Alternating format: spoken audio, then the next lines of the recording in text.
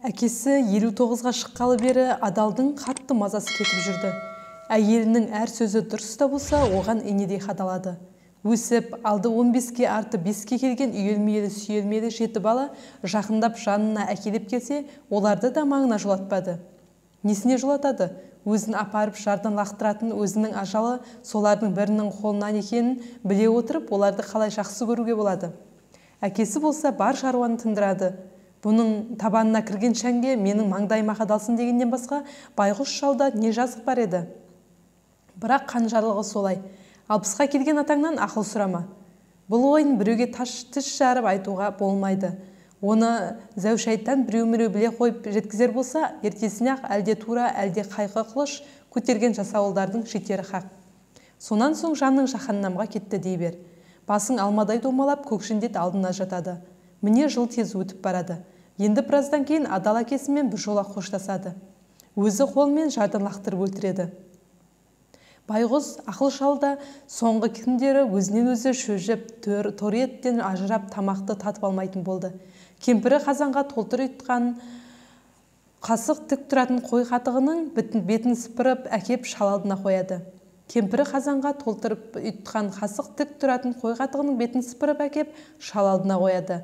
Қазандағы айранның қаймағын келін сыпырып алып, қарашындақ балалардың біріне беріп қоймау үшін таң рауандап келе жатқанын тұрып зар қағады. Тіпті бір күн көретін жарығы болса да жақсы жүрсін дейтін болар. Шелекке қымыз үстіне сиыр жемітсін жауып, көпіршік жасап та береді. Бірақ бәрібір санаулы күні қалғандықтан ба, жоқ тәбеті тартпай ма, әйтеуір ақыл оларды татып алмайды. Кемпірі де баласы Адал да шалдың күннен күнге шүйкедей болып, кішірейіп, жүдеп жадап бара жатқанын көріп, жандары жабырқай түседі. Өзіне ұсынған жылы жұмсақ тәтті дәмді тағамдарды Адалдың балаларына бөліп беріп, солардың таласа тармаса жегенін, жас күшіктей бірімен бірінің алысып асыр салып жатқанын тамашалап отырады. Ақылдың да өз есебі бар. Шіркін өмір дейді ол. Қас қаққанша өте шыққаны мынау. Енді бір айлық көретін күні қалды. О дүниеде бар деседі. Бұл дүниеде көрмегенімді өлгеннен соң көреді дегенге сенетін сорлылар да бар. О дүниедегі ұжмағыңды қайтейін. Мың күнгі ұжмақтан бір күн көрген жарығым артық емес пе? Елден безіп қашып кетуге күш қуаты да жетеді. Тұғырдан түсіп тұрған адам емес. Бір күн бас ауырып, балтыр сыздамай-ақ бұл дүниеден кетіп барады. Қашып ұшан далаға, қиырға, қиырдан шиырға шығып кетсе қайтеді.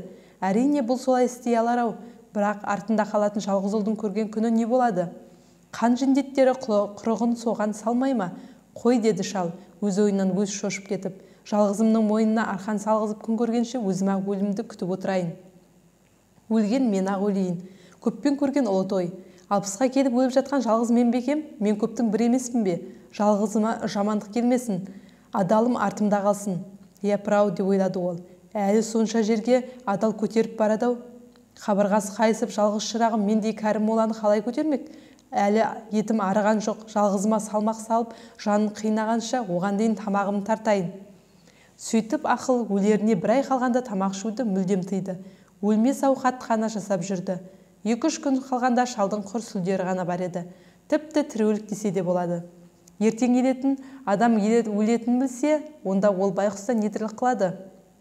Далаға кіріп шыққанда ебелектей жеп-жеңіл ұшып қонып әр жерді бір басады. Ауыл іле қапшағайынан күндік жер. Ақылда Адал соған жаяу көтеріп бару керек. Үйде мал, көлік бар болса да жарлығы солай. Ол бүкір заңды түзетуге де өзгертуге де болмайды. Әкемді қолымнан өлтіремін-ау деген жегі ой Адалды да тамырмен жұлынған шөптей солтырып еді. Хан шабармандары дігерлеп таң атысымен-ақ жетті. 2 жендет 60-қа келген атаны баласына көтертіп жолға салу керек. Ақыл тез киінді. Өлімді күні бұрын біліп күтіп отырған адам жылап сықтаған да жоқ. Олай болса да бәрі бір жаны қалмас еді. 2 жендет ат үстінен тұрып бұйрық берді. Әкеңді бүгін жардан құлатып қайтуың керек. Қанжарлығы жарқшақсыз. Алды ажал, артта өмір. Бол, жол болсын. Нақ осы дауыстаған қатал үкімді естігенде Адал күйіп кетті. Нақ осы жол ма, жуа бітсін. Баласының ақырын айтқан сөзін жендеттер естіп қалама деген әке Адалдың арқасына келіп өзі жармасты. Ол амал жоқ әкені арқалап жолға түсті. 2 жендет жоралғы бойынша қозы-көш жерге шығарып салды. Енді өлімге баратын жолда әке мен бала оңаша қалды. Іле бойының құмын іліккен соң Адалдың адымы қысқарды. Сақалы қаудиғаны болмаса баладай жеп-жеңіл әке салмағы да тобықтан кешкен қып-қызыл құмда ауырлық етті. Елсізде жалғыз аяқ елім жолында келе жатқан екеу біріне-бірі тіл қатыса қоймады. Әке баласына жанашқандықтан оны сөйлеткісі келмеді. Өйткені жүк көтеріп келе жатқан адамға сөйлеуде күшке түсетінін біледі. Ал бала өлтіруге апара жатып, не бетіммен сөйлеймін деп ойлады. Былай қарағанда екеуінікі де дұрыс еді. Дегенмен борпылдақ, бос құмды қызыл асықтан кешіп, жаны қиналып келе жатқанын баласын аяп, әке жүрегі шыдамай бір сөз деді. Балам, шамам келгенше мен өзім жүріп барайын, жүре алмағанында көрерсің. Баласы үндемеді. Өйткені ең болмаса соңғы жолға жанын қинамай шығарып салу керек қой. Көбіне салқын болатын желтоқсанның күні де бүгін қас қылғандай жылып денені босатып тұр. Іле қапшағайы әлі көп жер. Құмға ескен жантақ та шапан етегін ұстап қалып, құмда күмпілдеп келе жатқан сорлы аяқты ол да тежей берді. Әншейінде күннің көзін көлегейлеп көрсетпейтін түсі сұп-суық, сұп-сұр бұлттар да бүгін жең. Қанша жеңіл құр кеудесі қалды десе де тірі дене әжептәуір ауырлық жасады. Бүйрат-бүйрат бүйір құм таусылар емес, көз ұшына дейін созылып жатыр. Түс ауып, күн екіндеген таянғанда Адал әбден шаршады. Жол үстіндегі айдаладағы жалғыз тастың жанына келіп, әкесін арқасынан түсіріп демалмақ болды. Қажыған әкеде де шама жоқ. Арқада келе жатса да ол да шаршаған екен, қисайып жата кетті. Адал терін сүртіп болып, қара тасқа дөмін төсеп отыра бергенде қисайып жатқан әке күліп жіберді. Шамасы жеткенше қатты күлмегеді, нәріккен аш адам көп қатты күлуге мұршасы болса да әлі келмеді. Дегенмен әке күлкісі баласына ой салды. Адал, әке неге күлдіңіз деп сұрады. Сұрадың ғой балам, айтайын деп бет-аузында қаудиып, сақалы ғана қалған, екі жағында қырым еті жоқ, құлағынан арықтығынан күн көрініп тұрған ақыл басын көтеріп алды. Балам, көтергенде ауыр болмайын деп бір айдай тамақ ішпеген күштен айырылған ол ренжу сөйледі. Осыдан нақ 40 жыл бұрын әкемді жардан суға лақтыруға апара жатып, мен де тура осы қаратасқа отырып демалған едім. Япыр-ай деп ойланып кетті Адал. Ертең мен де балаларының біреуі Іле Қапшағайының қаратасынан суға лақтырады-ау. Бұған қалай осы уақытқа дейін мән бермегенмін. Өгізге туған күн бұзауға да туады деген аталарымыз қалдырып кеткен данышпандық нақыл нағып ең бір жанның ойына келмеген. Әкемізді 60-қа келген атаңнан ақыл сұрама деп жардан лақтырамыз. Тіпті біз 4 аяқты хайуаннан да жаман болдық қой. Жоқ, біз нағыз хайуанбыз. Тек тіліміз бар 2 аяқты хайуанбыз. Әйтпесе әкемізді өлтіргелі бара жатып, оны көтеріп барған немізді алған? Көтеріп барғанымыз не, өлтіргеніміз не? Өлтіргелі бара жатып, көтергенімізді адамгершілік деп ұққанымыз ғой шамасы. Әлде бұл тағдырдың бізді келеке қылған ма? 60-қа келмей ажалына мерт болса, онда ғой әкемізге жылаймыз. Өйтіп жылаған көзді шел қаптасын. Ондай өпітірік жылаған көзді ағызып жіберу жөн болмас па? Егер 60-қа келмей өлген әкемізге жылайтын болсақ, онда өлмеуге тиісті аяқ-қолы балғадай әкемізді неге өлтіреміз? Адалдың жан дүниесінде әлем тапыры ғой, бірін-бірі қуып, сұрапыл соғыс жүріп жатты. Түнеріп біраз үндемей тұңғый қойға шомып, дүниені шарлап кетті. Есін жиғандай болған бір сәтте әкесіне қайта сауал қойды. Әке, бұл әке өлтіру деген пәле қайдан шыққан? Ақыл оны айтқысы келмей біраз қипақтап отырды. Ақыры соңғы тілегім болсын деп қиылып болмаған соң. Қиылып қиналып сұрадың ғой балам, енді айтайын. Деп ақыл итініп баласына жақындай түсті. Елсіз далада даусын біреу естіп қоятындай сыбырлай сөйледі. Бұдан қатты сөйлеуге ақылда күш те жоқ еді.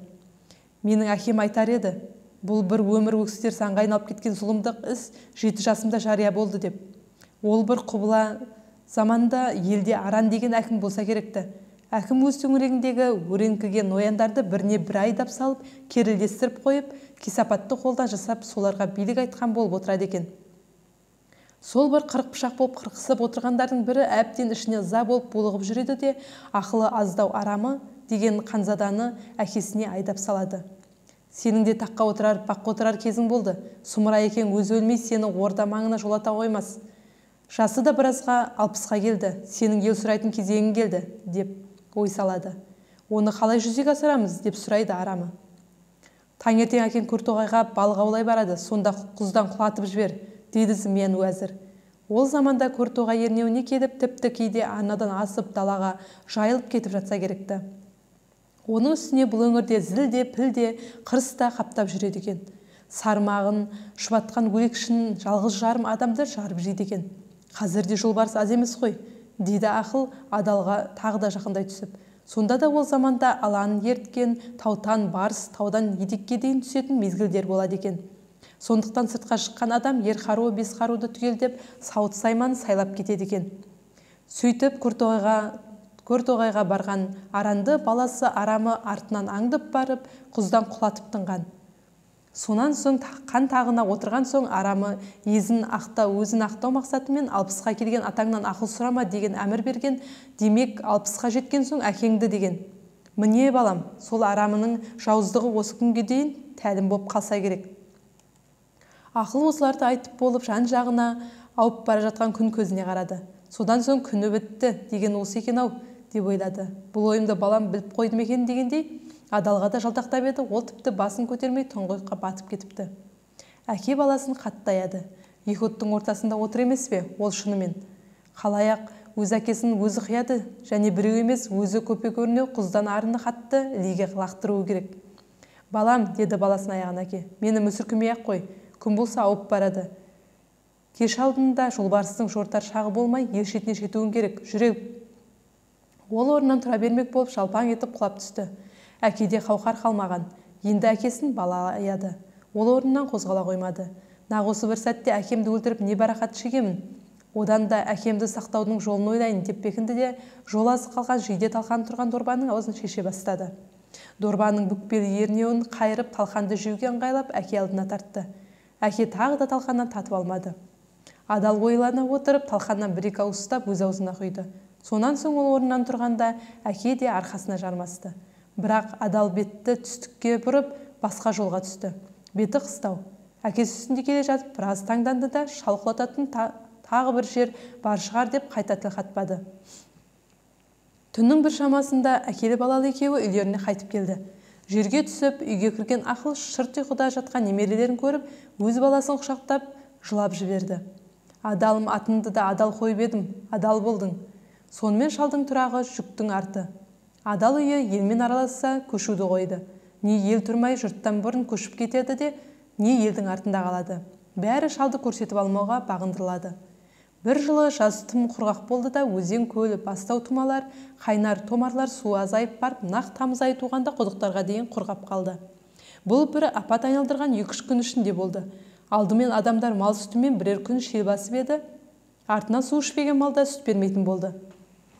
Қой маңырап, сиыр мөңіреп, үй толып бәрі де олардай шулады. Ел де мал да қырылатын болды, шөлдеп барады. Сабадағы қымыз, қарындағы айран, күбідегі көже, местегі іркіт, қысқасы сұйық атаулының бәрі таусылып, ыдыстың бәрі бүрісіп, кеуіп, кенедесі кепті. Шөшіп, шайқап төгіп, жүрген балалар шулап, жоғыңды білеме, мазан алып барады. Жұрт ошарылып, ақыл таппай қысылды. Түннің бір мезетінде адал әкесіне ақыл салды. Ол әкеге болып жатқан бар жанды алға тартып, жұрттың қатты күйзеліп тұрғанын айтты. Әкесі ойланып барып үн қатты. Менің бала кезімде осындай бір алапат болып еді. Балам, мүмкін соның бір қайталап соғар кезең келген болар. Жұртқа келген сол себебеден құтылар бір амал бар, деді ақыл. Біреу естіп қояма дегендей сыбырлай сөйлеп. Ауылдағы сиырды жинаңдар да түйеге мініп алдарыңа салып қойыңдар. Суды сиыр табады. Суға шыдамсыз малда сиыр. Сол әбден шөлдегенде су көзі бар жерді искелеп, мүйізін қадап, өкіріп бақырып тұрып алады. Сол жерді қазсаңдар, арқан бойы жерден су шығады.